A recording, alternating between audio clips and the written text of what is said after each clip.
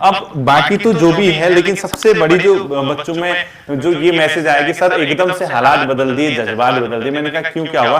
बोला sir syllabus change हो गया। मैंने कहा क्यों, क्या क्या सिलेबस चेंज हो गया? बोला सर कहीं सहायक में उसने नया सिलेबस दे दिया। मैंने कहा अच्छा।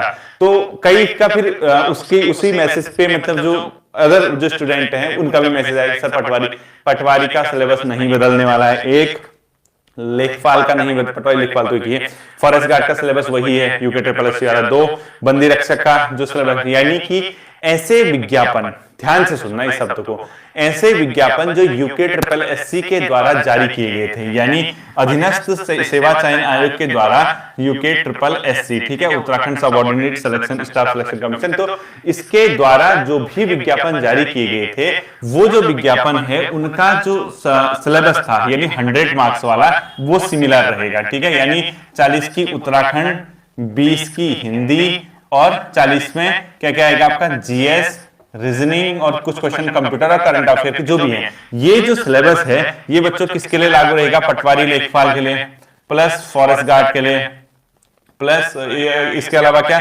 दरोगा, सब इंस्पेक्टर, पुलिस कांस्टेबल, ये सब के लिए क्या है आपका यही सिलेबस है। यानी ऐसे विज्ञापन जो ध्यान से सुनना, ऐसे विज्ञापन जो यूके ट्रिपल एससी ने जारी किए थे उनके सिलेबस में कोई परिवर्तन नहीं हुआ है। लेकिन जो कनिष्ठ सहायक है यानी जूनियर असिस्टेंट का जो विज्ञापन जारी हुआ है 445 पदों पे, ये यूके ट्रिपल एससी का फॉर्म नहीं है, ये आयोग ने फ्रेश फॉर्म निकाला है। यानी इसमें न्यू एप्लीकेंट जितने भी हैं, एज क्राइटेरिया आपने देख लिया होगा, शायद 18 से 42 जो भी है, मैंने देखा नहीं है। सिलेबस पे मेरी नजर गई तो मैंने कहा यार पहले इन लोगों की आत्मा को थोड़ी सी शांति दी जाए, ठीक है। इसके दो पहलू हैं बच्चों। एक तो आपको कई बच्चों को खुश होने की जरूरत है, यानी जो नए छात्र होंगे, क्यों?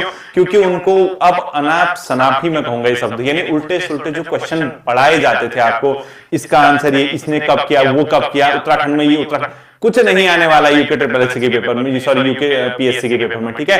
उसने सिर्फ और सिर्फ उत्तराखंड का इतिहास 6 नंबर का रखा है। आपने पढ़ लिया होगा उत्तराखंड का जो इतिहास, जो आपको कुछ भी पढ़ा दिया जाता था, वो सिर्फ 6 नंबर का पेपर है। और 15 मार्क्स का आपने चेक कर लिया होगा कंप्यूटर प्लस साइंस है। यानी जो बच्चा इसमें मेहनत करेगा उसकी अब क्या होगी, सिलेक्शन होगा कनिष्ठ सहायक में, कंप्यूटर प्लस साइंस। और साइंस भी मान के चले 8 से 10 नंबर। मैंने पहले कहा है यूके पीएससी का सबसे ज्यादा जो फोकस रहता है वो रहता है साइंस और करंट अफेयर में। क्यों? क्योंकि जब कोई जनरल सिलेबस होता है 100 मार्क्स का, उसमें सभी बैकग्राउंड के छात्र प्रतिभाग करते हैं। और जब सभी बैकग्राउंड के छात्र प्रतिभाग कर रहे हैं तो वो किसी को इतिहास ही क्यों पूछे, किसी को भूगोल ही क्यों पूछे। इसलिए उसने जो सिलेबस है बहुत सिलेबस को देखिए, क्योंकि उसने स्पष्ट ये भी बता दिया कि किसमें से कितने मार्क्स आएंगे।